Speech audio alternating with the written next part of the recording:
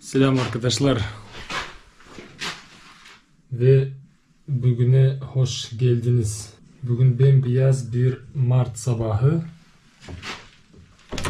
Gördüğünüz gibi.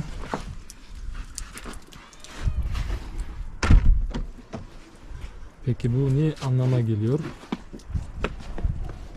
Bu demek oluyor ki bahçeden kar temizlemek lazım. Yoldaki karı kurumak lazım.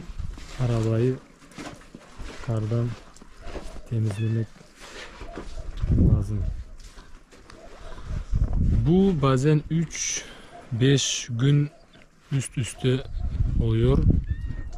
Bazen haftada bir kez oluyor. Bazen haftasına 2-3 kez oluyor.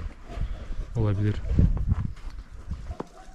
Ama gerçek şu ki Aralık'tan Mart ortasına kadar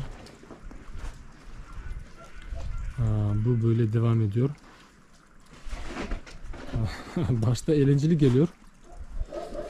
Ama şu ana kadar ben artık kara ve kar küremeye doydum arkadaşlar. Bir de şu komşunun garajı var ya, bütün kar bizim tarafa düşüyor, bütün kar. İşte böyle arkadaşlar, 4 aydır karla mücadele ediyorum. Size de böyle bembeyaz kar diliyorum. İyi günler arkadaşlar. Ura!